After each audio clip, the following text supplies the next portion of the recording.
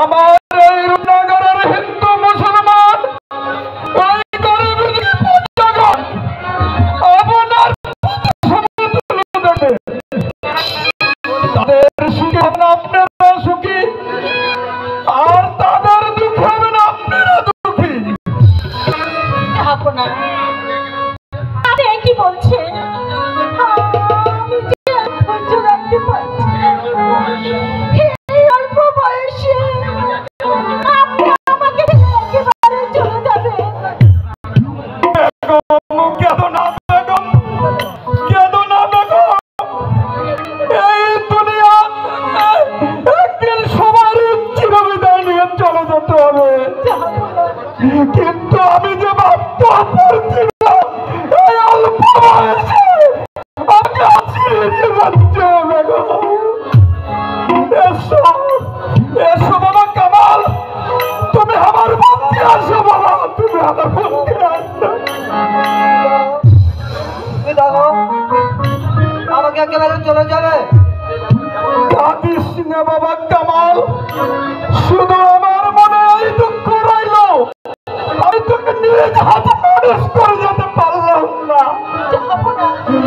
এই তোর মাথায় আমি রাজমুকুটি পরে যেতে পারলাম না। বসো বসো বাবা কামাল, এই সিংহাসনে বসো। আমি জীবিত থাকা জগতে যাই, আমার এই কামালের সিংহাসনে বসছে।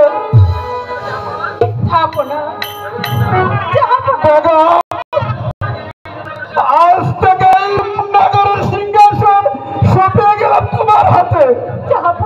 আমার কামাল উপযুক্ত না হওয়া পর্যন্ত তুমি করবে রাজ্য পরিচালনা।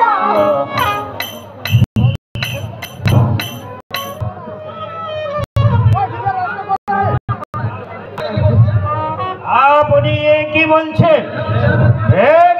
সাহেবা করবেন রাজ্য পরিচালনা?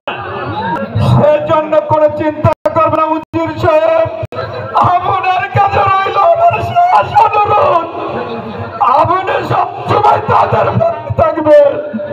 আর যদি আমি কোনোদিন অন্যায় করে থাকি তাহলে আপনি আমাকে নিজগুলো ক্ষমা করে দিবেন।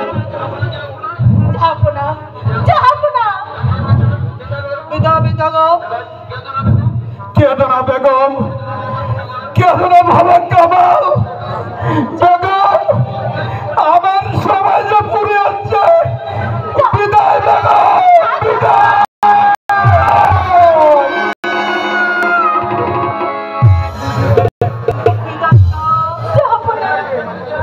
আমাকে একেবারে চলে গেলে?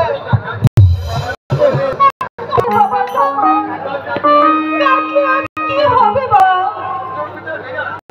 চলে গেছে সে যে আর কোনোদিনই ফিরে আসবে না বাবা।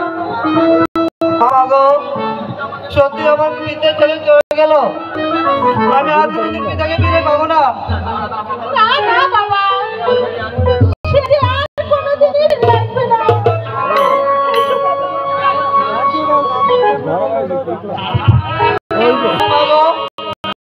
আর কোথাও যাবো আমি কাকে নিতে পারবো না। বলো মা, বলো মা।